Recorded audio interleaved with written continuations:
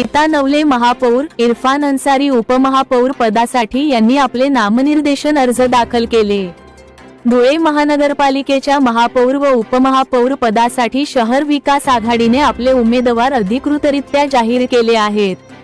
शिवसेना शिंदे गट व राष्ट्रवादी काँग्रेस अजित पवार गट यांच्या शहर विकास आघाडीच्या वतीने महापौर पदासाठी गीता तुषार नवले तर उपमहापौर पदासाठी इरफान अन्सारी यांनी आपले नामनिर्देशन अर्ज दाखल केले।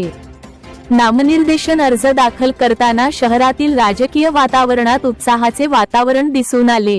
यावेळी शिवसेनेचे महानगरप्रमुख संजय वाले, राष्ट्रवादी काँग्रेसचे गटनेते शहाबाज शाह, नगरसेविका छाया अहिरे, मंगला सोनवणे, नगरसेवक धीरज कलंत्री, मतीन शेख, डॉक्टर सरफराज अन्सारी यांच्यासह आघाडीचे पदाधिकारी व कार्यकर्ते मोठ्या संख्येने उपस्थित होते।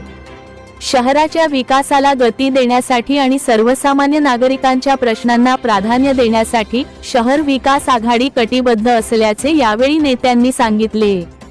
आगामी निवडणुकीत आघाडीला नगरसेवकांचा भक्कम पाठिंबा मिळेल असा विश्वासही यावेळी व्यक्त करण्यात आला।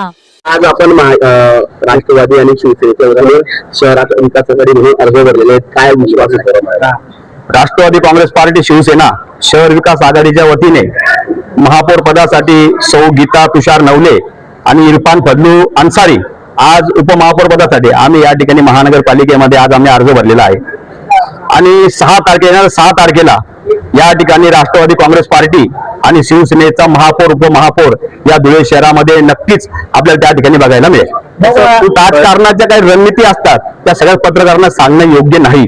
या धुळे शहराने 3 नगरसेवकावर मंजुळाताई महापौर बघितलेले आहेत, म्हणून काही चमत्कार, काही नियोजन आमच्याकडेही ठरलेलं आहे। आमच्याकडेही काही लोक संपर्कामध्ये आहे। निश्चितच 6 तारखेला या धुळे शहरामध्ये धुळेकर नागरिक चमत्कार त्या ठिकाणी बघतील। भाजपचे किती सांगू नाही शकत, पण निश्चित तुम्हाला बदल त्या ठिकाणी दिसेल। धन्यवाद।